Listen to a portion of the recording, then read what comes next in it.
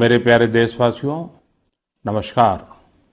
Corona के प्रभाव से हमारी मन की बात भी अछूती नहीं रही है। जब मैंने पिछली बार आपसे मन की बात की थी, तब पैसेंजर ट्रेनें बंद थी, बसें बंद थी, हवाई सेवा बंद थी। इस बार बहुत कुछ खुल चुका है। श्रमिक स्पेशल ट्रेनें चल रही हैं, अन्य स्पेशल ट्रेनें भी शुरू हो गई हैं। तमाम सावधानियों के साथ हवाई जहाज उड़ने लगे हैं। धीरे धीरे उद्योग भी चलना शुरू हुआ है। यानी अर्थव्यवस्था का एक बड़ा हिस्सा अब चल पड़ा है, खुल गया है। ऐसे में हमें और ज्यादा सतर्क रहने की आवश्यकता है। 2 गज की दूरी का नियम हो, मुंह पर मास्क लगाने की बात हो सके तो वहां तक घर में रहना हो, ये सारी बातों का पालन, उसमें जरा भी ढिलाई नहीं बरतनी चाहिए। देश में सबके सामूहिक प्रयासों से कोरोना के खिलाफ लड़ाई बहुत मजबूती से लड़ी जा रही है। जब हम दुनिया की तरफ देखते हैं तो हमें अनुभव होता है कि वास्तव में भारतवासियों की उपलब्धि कितनी बड़ी है। हमारी जनसंख्या ज्यादातर देशों से कई गुना ज्यादा है। हमारे देश में चुनौतियां भी भिन्न प्रकार की हैं, लेकिन फिर भी हमारे देश में कोरोना उतनी तेजी से नहीं फैल पाया जितना दुनिया के अन्य देशों में फैला। कोरोना से होने वाली मृत्यु दर भी हमारे देश में काफी कम है।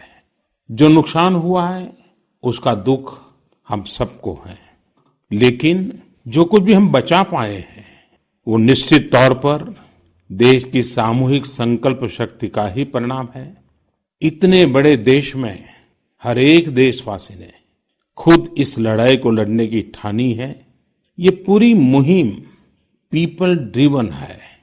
साथियों, देशवासियों की संकल्प शक्ति के साथ एक और शक्ति इस लड़ाई में हमारी सबसे बड़ी ताकत है, वो है देशवासियों की सेवा शक्ति।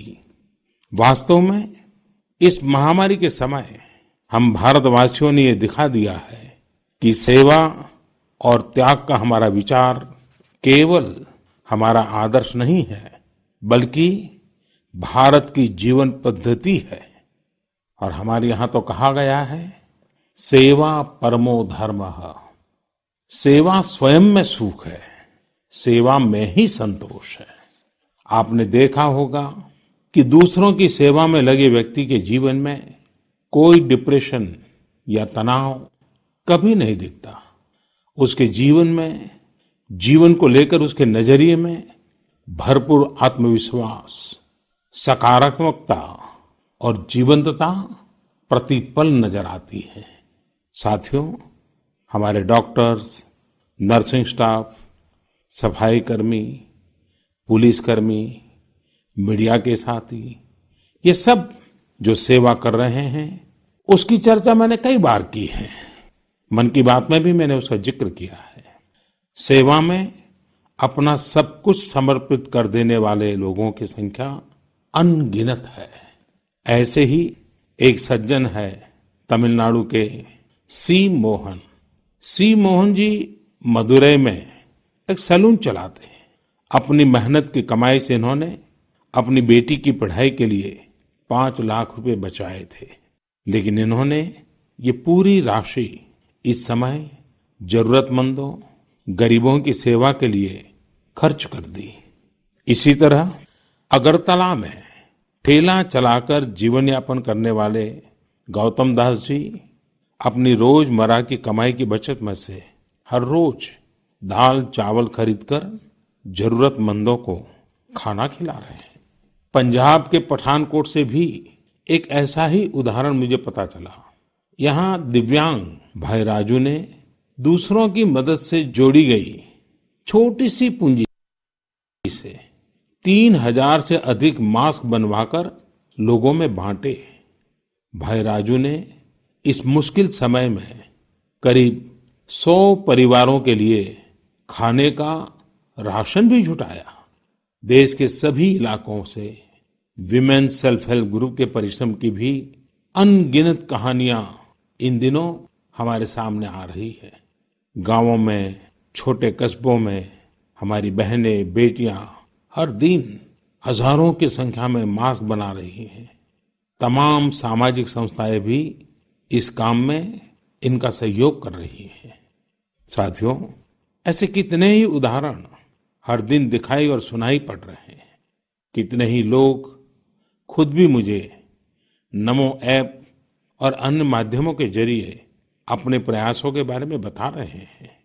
कई बार समय की कमी के चलते मैं बहुत से लोगों का, बहुत से संगठनों का, बहुत सी संस्थाओं का नाम नहीं ले पाता हूं। सेवाभाव से लोगों की मदद कर रहे ऐसे सभी लोगों की मैं प्रशंसा करता हूं, उनका आदर करता हूं, उनका तहे दिल से अभिनंदन करता हूं। मेरे प्यारे देशवासियों, एक और बात जो मेरे मन को छू गई है, वो है संकट की इस घड़ी में इनोवेशन। तमाम देशवासी गांवों से लेकर शहरों तक, हमारे छोटे व्यापारियों से लेकर स्टार्टअप तक, हमारी लैब्स कोरोना के खिलाफ लड़ाई में नए-नए तरीके इजाद कर रहे हैं, नए-नए इनोवेशन कर रहे हैं। जैसे नासिक के राजेंद्र यादव का उदाहरण बहुत दिलचस्प है। राजेंद्र जी नासिक में सतना गांव के किसान हैं। अपने गांव को कोरोना संक्रमण से बचाने के लिए उन्होंने अपने ट्रैक्टर से जोड़कर एक सैनिटाइजेशन मशीन बना ली है और ये इनोवेटिव मशीन बहुत प्रभावी तरीके से काम कर रही है। इसी तरह मैं सोशल मीडिया में कई तस्वीरें देख रहा था। कई दुकानदारों ने 2 गज की दूरी के लिए दुकान में बड़े पाइपलाइन लगा लिए हैं, जिसमें एक छोर से वो ऊपर से सामान डालते हैं और दूसरी छोर से ग्राहक अपना सामान ले लेते हैं। इस दौरान पढ़ाई के क्षेत्र में भी कई अलग-अलग इनोवेशन शिक्षकों और छात्रों ने मिलकर किए हैं। ऑनलाइन क्लासेस, वीडियो क्लासेस, उसको भी अलग-अलग तरीकों से इनोवेट किया जा रहा है। कोरोना की वैक्सीन पर हमारी लैब्स में जो काम हो रहा है, उस पर तो दुनिया भर की नजर है और हम सबकी आशा भी। किसी भी परिस्थिति को बदलने के लिए इच्छा शक्ति के साथ ही बहुत कुछ इनोवेशन पर भी निर्भर करता है। हजारों सालों की मानव जाति की यात्रा लगातार इनोवेशन से ही इतने आधुनिक दौर में पहुंची है। इसलिए इस महामारी पर जीत के लिए हमारे ये विशेष इनोवेशंस भी बहुत बड़ा आधार है। साथियों, कोरोना के खिलाफ लड़ाई का यह रास्ता लंबा है। एक ऐसी आपदा जिसका पूरी दुनिया के पास कोई इलाज ही नहीं है, जिसका कोई पहले का अनुभव भी नहीं है, तो ऐसे में नई-नई चुनौतियां और उसके कारण परेशानियां हम अनुभव भी कर रहे हैं। ये दुनिया के हर कोरोना प्रभावित देश में हो रहा है और इसलिए भारत भी इससे अछूता नहीं है। हमारे देश में भी कोई वर्ग ऐसा नहीं है जो कठिनाई में न हो, परेशानी में न हो। और इस संकट की सबसे बड़ी चोट अगर किसी पर पड़ी है तो हमारे गरीब, मजदूर, श्रमिक वर्ग पर पड़ी है। उनकी तकलीफ, उनका दर्द, उनकी पीड़ा शब्दों में नहीं कही जा सकती। हम में से कौन ऐसा होगा जो उनकी और उनके परिवार की तकलीफों को अनुभव न कर रहा हो। हम सब मिलकर इस तकलीफ को, इस पीड़ा को बांटने का प्रयास कर रहे हैं। पूरा देश प्रयास कर रहा है। हमारे रेलवे के साथी दिन रात लगे हुए हैं। केंद्र हो, राज्य हो, स्थानीय स्वराज की संस्थाएं हो, हर कोई दिन रात मेहनत कर रहे हैं। जिस प्रकार रेलवे के कर्मचारी आज जुटे हुए हैं, वे भी एक प्रकार से अग्रिम पंक्ति में खड़े कोरोना वॉरियर्स ही है। लाखों श्रमिकों को ट्रेनों से और बसों से सुरक्षित ले जाना, उनके खाने पीने की चिंता करना, हर जिले में क्वारंटाइन केंद्रों की व्यवस्था करना, सभी की टेस्टिंग, चेकअप उपचार की व्यवस्था करना, ये सब काम लगातार चल रहे हैं और बहुत बड़ी मात्रा में चल रहे हैं। लेकिन साथियों, जो दृश्य आज हम देख रहे हैं, इससे देश को अतीत में जो कुछ हुआ, उसके अवलोकन और भविष्य के लिए सीखने का अवसर भी मिला है। आज हमारे श्रमिकों की पीड़ा में हम देश के पूर्वी हिस्से की पीड़ा को देख सकते हैं।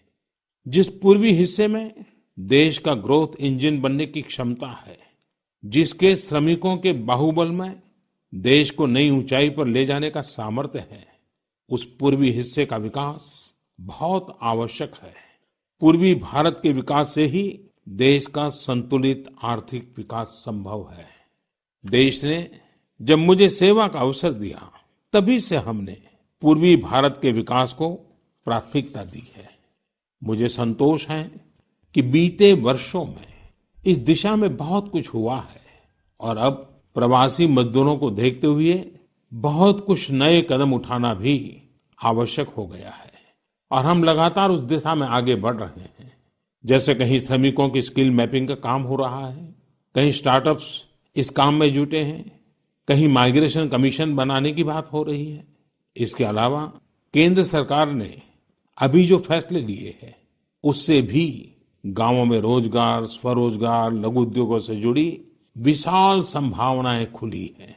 ये फैसले इन स्थितियों के समाधान के लिए हैं, आत्मनिर्भर भारत के लिए हैं। अगर हमारे गांव आत्मनिर्भर होते, हमारे कस्बे, हमारे जिले, हमारे राज्य आत्मनिर्भर होते, तो अनेक समस्याओं ने वो रूप नहीं लिया होता जिस रूप में वो आज हमारे सामने खड़ी है। लेकिन अंधेरे से रोशनी की ओर बढ़ना मानव स्वभाव है। तमाम चुनौतियों के बीच मुझे खुशी है कि आत्मनिर्भर भारत पर आज देश में व्यापक मंथन शुरू हुआ है। लोगों ने अब इसे अपना अभियान बनाना शुरू किया है। इस मिशन का नेतृत्व देशवासी अपने हाथ में ले रहे हैं। बहुत से लोगों ने तो ये भी बताया है कि उन्होंने जो जो सामान उनके इलाके में बनाए जाते हैं, उनकी एक पूरी लिस्ट बना ली है। ये लोग अब इन लोकल प्रोडक्ट्स को ही खरीद रहे हैं और वोकल फॉर लोकल को प्रमोट भी कर रहे हैं। मेक इन इंडिया को बढ़ावा मिले, इसके लिए सब कोई अपना अपना संकल्प जता रहा है। बिहार के हमारे एक साथी श्रीमान हिमांशु ने मुझे नमो ऐप पर लिखा है कि वो एक ऐसा दिन देखना चाहते हैं जब भारत विदेश से आने वाले आयात को कम से कम कर दे, चाहे पेट्रोल, डीजल, ईंधन का आयात हो, इलेक्ट्रॉनिक आइटम्स का आयात हो, यूरिया का आयात हो या फिर खाद्य तेल का आयात हो। मैं उनकी भावनाओं को समझता हूं। हमारे देश में कितनी ही ऐसी चीजें बाहर से आती हैं जिन पर हमारे ईमानदार टैक्स पेयर्स का पैसा खर्च होता है, जिनका विकल्प हम आसानी से भारत में तैयार कर सकते हैं। असम के सुदीप ने मुझे लिखा है कि वो महिलाओं के बनाए हुए लोकल बैम्बू प्रोडक्ट्स का व्यापार करते हैं और उन्होंने तय किया है कि आने वाले 2 वर्ष में वे अपने बैम्बू प्रोडक्ट को एक ग्लोबल ब्रांड बनाएंगे। मुझे पूरा भरोसा है आत्मनिर्भर भारत अभियान इस दशक में देश को नई ऊंचाई पर ले जाएगा। मेरे प्यारे देशवासियों, कोरोना संकट के इस दौर में मेरी विश्व के अनेक नेताओं से बातचीत हुई है, लेकिन मैं एक सीक्रेट जरूर आज बताना चाहूंगा।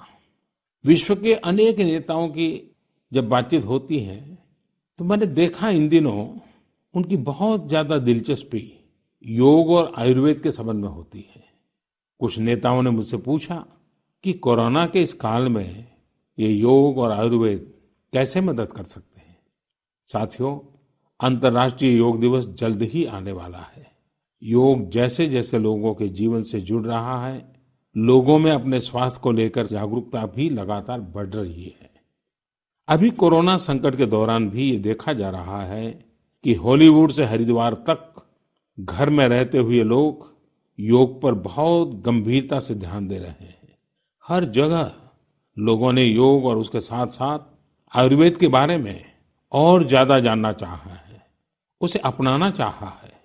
कितने ही लोग जिन्होंने कभी योग नहीं किया, वे भी या तो ऑनलाइन योग क्लास से जुड़ गए हैं या फिर ऑनलाइन वीडियो के माध्यम से भी योग सीख रहे हैं।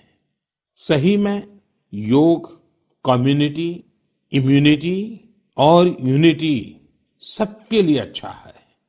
साथियों, कोरोना संकट के इस समय में योग आज इसलिए भी ज्यादा अहम है क्योंकि ये वायरस हमारे रेस्पिरेटरी सिस्टम को सबसे अधिक प्रभावित करता है। योग में तो रेस्पिरेटरी सिस्टम को मजबूत करने वाले कई तरह के प्राणायाम है, जिनका असर हम लंबे समय से देखते आ रहे हैं। ये टाइम टेस्टेड टेक्निक्स हैं, जिसका अपना अलग महत्व है।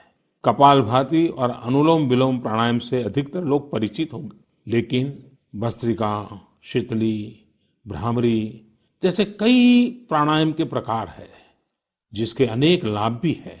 वैसे आपके जीवन में योग को बढ़ाने के लिए आयुष मंत्रालय ने भी इस बार एक अनोखा प्रयोग किया है। आयुष मंत्रालय ने माय लाइफ माय योग नाम से अंतर्राष्ट्रीय वीडियो ब्लॉग उसकी प्रतियोगिता शुरू की है। भारत ही नहीं, पूरी दुनिया के लोग इस प्रतियोगिता में हिस्सा ले सकते हैं। इसमें हिस्सा लेने के लिए आपको अपना 3 मिनट का एक वीडियो बना करके अपलोड करना होगा। इस वीडियो में आप जो योग या आसन करते हुए वो करते हुए दिखाना है और योग से आपके जीवन में जो बदलाव आया है उसके बारे में भी बताना है। मेरा आपसे अनुरोध है, आप सभी इस प्रतियोगिता में अवश्य भाग लें और इस नए तरीके से अंतर्राष्ट्रीय योग दिवस में आप हिस्सेदार बनिए। साथियों, हमारे देश में करोड़ों करोड़ गरीब दशकों से एक बहुत बड़ी चिंता में रहते आए हैं।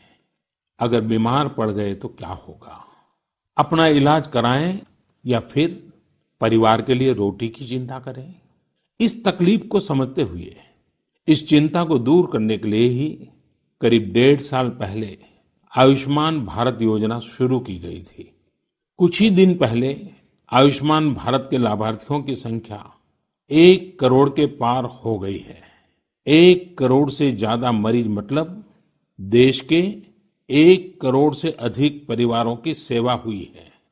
1 करोड़ से ज्यादा मरीज का मतलब क्या होता है मालूम है? 1 करोड़ से ज्यादा मरीज मतलब नॉर्वे जैसा देश, सिंगापुर जैसा देश, उसकी जो टोटल जनसंख्या है उससे 2 गुना लोगों को मुफ्त में इलाज दिया गया है। अगर गरीबों को अस्पताल में भर्ती होने के बाद इलाज के लिए पैसे देने पड़ते, इनका मुफ्त इलाज नहीं हुआ होता, तो उन्हें एक मोटा-मोटा अंदाज है, करीब-करीब 14,000 करोड़ रुपए से भी ज्यादा अपनी जेब से खर्च करने पड़ते हैं। आयुष्मान भारत योजना ने गरीबों के पैसे खर्च होने से बचाए हैं। मैं आयुष्मान भारत के सभी लाभार्थियों के साथ-साथ मरीजों का उपचार करने वाले सभी डॉक्टरों, नर्सेज और मेडिकल स्टाफ को भी बधाई देता हूं। आयुष्मान भारत योजना के साथ एक बहुत बड़ी विशेषता पोर्टेबिलिटी की सुविधा भी है। पोर्टेबिलिटी ने देश को एकता के रंग में रंगने में भी मदद की है। यानी बिहार का कोई गरीब अगर चाहे तो उसे कर्नाटका में भी वही सुविधा मिलेगी जो उसे अपने राज्य में मिलती। इसी तरह महाराष्ट्र का कोई गरीब चाहे तो उसे इलाज की वही सुविधा तमिलनाडु में मिलती। इस योजना के कारण किसी क्षेत्र में जहां स्वास्थ्य की व्यवस्था कमजोर है, वहां के गरीब को देश के किसी भी कोने में उत्तम इलाज कराने की सहूलियत मिलती है। साथियों, आप ये जानकर हैरान रह जाएंगे कि 1 करोड़ लाभार्थियों में से 80% लाभार्थी देश के ग्रामीण इलाकों के हैं। इनमें भी करीब-करीब 50% लाभार्थी हमारी माताएं, बहनें और बेटियां हैं। इन लाभार्थियों में ज्यादातर लोग ऐसी बीमारियों से पीड़ित थे जिनका इलाज सामान्य दवाओं से संभव नहीं था। इनमें से 70% लोगों की सर्जरी की गई है। आप अनुमान लगा सकते हैं कि कितनी बड़ी तकलीफों से इन लोगों को मुक्ति मिली है। मणिपुर के चुराचांदपुर में 6 साल के बच्चे केलेनसांग, उसको भी इसी तरह आयुष्मान योजना से नया जीवन मिला है। केलेनसांग को इतनी छोटी उम्र में ब्रेन की गंभीर बीमारी हो गई। इस बच्चे के पिता दिहाड़ी मजदूर हैं और मां बुनाई का काम करती हैं। ऐसे में बच्चे का इलाज कराना बहुत कठिन हो रहा था, लेकिन आयुष्मान भारत योजना से अब उनके बेटे का मुफ्त इलाज हो गया है। कुछ इसी तरह का अनुभव पुडुचेरी की अमूर्था वल्ली जी का भी है। उनके लिए भी आयुष्मान भारत योजना संकट मोचक बनकर आई है। अमूर्था वल्ली जी के पति की हार्ट अटैक से दुखद मृत्यु हो चुकी है। उनके 27 साल के बेटे जीवा को भी हार्ट की बीमारी थी। डॉक्टर्स ने जीवा के लिए सर्जरी की सलाह दी थी, लेकिन दिहाड़ी मजदूरी करने वाले जीवा के लिए अपने खर्च से इतना बड़ा ऑपरेशन करवाना संभव ही नहीं था। लेकिन अमूर्था वल्ली ने अपने बेटे का आयुष्मान भारत योजना में रजिस्ट्रेशन करवाया और 9 दिनों बाद बेटे जीवा के हार्ट की सर्जरी भी हो गई। साथियों, मैंने आपको सिर्फ 3-4 घटनाओं का जिक्र किया है। आयुष्मान भारत से तो ऐसी 1 करोड़ से अधिक कहानियां जुड़ी हुई है। ये कहानियां जीते जागते इंसानों की हैं। दुख तकलीफ से मुक्त हुए हमारे अपने परिवारजनों की है। आपसे मेरा आग्रह है, कभी समय मिले तो ऐसे व्यक्ति से जरूर बात करिएगा जिसने आयुष्मान भारत योजना के तहत अपना इलाज कराया हो। आप देखेंगे कि जब एक गरीब बीमारी से बाहर आता है तो उसमें गरीबी से लड़ने की भी ताकत नजर आने लगी है। और मैं हमारे देश के ईमानदार टैक्स पेयर से कहना चाहता हूं, आयुष्मान भारत योजना के तहत जिन गरीबों का मुफ्त इलाज हुआ है, उनके जीवन में जो सुख आया है, संतोष मिला है, उस पुण्य के असली हकदार आप भी हैं। हमारा ईमानदार टैक्स पेयर भी इस पुण्य का हकदार है। मेरे प्यारे देशवासियों, एक तरफ हम महामारी से लड़ रहे हैं तो दूसरी तरफ हमें हाल में पूर्वी भारत के कुछ हिस्सों में प्राकृतिक आपदा का भी सामना करना पड़ा है। पिछले कुछ हफ्तों के दौरान हमने पश्चिम बंगाल और उड़ीसा में सुपर साइक्लोन अम्फान का कहर देखा। तूफान से अनेकों घर तबाह हो गए, किसानों को भी भारी नुकसान हुआ। हालात का जायजा लेने के लिए मैं पिछले हफ्ते उड़ीसा और पश्चिम बंगाल गया था। पश्चिम बंगाल और उड़ीसा के लोगों ने जिस हिम्मत और बहादुरी के साथ हालात का सामना किया है, प्रशंसनीय है। संकट की इस घड़ी में देश भी हर तरह से वहां के लोगों के साथ खड़ा है। साथियों, एक तरफ जहां पूर्वी भारत तूफान से आई आपदा का सामना कर रहा है, वहीं दूसरी तरफ देश के कई हिस्से टिड्डियों या लोकस्ट के हमले से प्रभावित हुए हैं। इन हमलों ने फिर हमें याद दिलाया है कि ये छोटा सा जीव कितना नुकसान करता है। टिड्डी दल का हमला कई दिनों तक चलता है। बहुत बड़े क्षेत्र पर इसका प्रभाव पड़ता है। भारत सरकार हो, राज्य सरकार हो, कृषि विभाग हो, प्रशासन भी इस संकट के नुकसान से बचने के लिए, किसानों की मदद करने के लिए आधुनिक संसाधनों का भी उपयोग कर रहा है। नए नए आविष्कार की तरफ भी ध्यान दे रहा है। और मुझे विश्वास है कि हम सब मिलकर के हमारे कृषि क्षेत्र पर ये जो संकट आया है, उससे भी लोहा लेंगे, बहुत कुछ बचा लेंगे। मेरे प्यारे देशवासियों, कुछ दिन बाद ही 5 जून को पूरी दुनिया विश्व पर्यावरण दिवस मनाएगी। विश्व पर्यावरण दिवस पर इस साल की थीम है बायोडायवर्सिटी, यानी जैव विविधता। वर्तमान परिस्थितियों में यह थीम विशेष रूप से महत्वपूर्ण है। लॉकडाउन के दौरान पिछले कुछ हफ्तों में जीवन की रफ्तार थोड़ी धीमी जरूर हुई है, लेकिन इससे हमें अपने आसपास प्रकृति की समृद्ध विविधता को, जैव विविधता को करीब से देखने का अवसर भी मिला है। आज कितने ही ऐसे पक्षी जो प्रदूषण और शोर शराबे में ओझल हो गए थे, सालों बाद उनकी आवाज को लोग अपने घरों में सुन रहे हैं। अनेक जगहों से जानवरों के उन्मुक्त विचरण की खबरें भी आ रही हैं। मेरी तरह आपने भी सोशल मीडिया में जरूर इन बातों को देखा होगा, पढ़ा होगा। बहुत लोग कह रहे हैं, लिख रहे हैं, तस्वीरें साझा कर रहे हैं कि वो अपने घर से दूर-दूर पहाड़ियां देख पा रहे हैं, दूर-दूर जलती हुई रोशनी देख रहे हैं।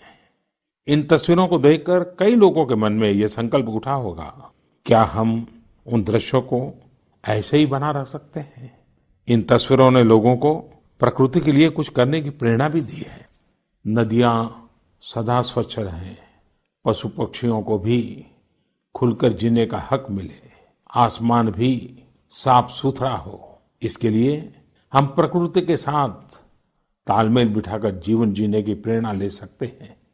मेरे प्यारे देशवासियों, हम बार बार सुनते हैं, जल है तो जीवन है, जल है तो कल है, लेकिन जल के साथ हमारी जिम्मेवारी भी है।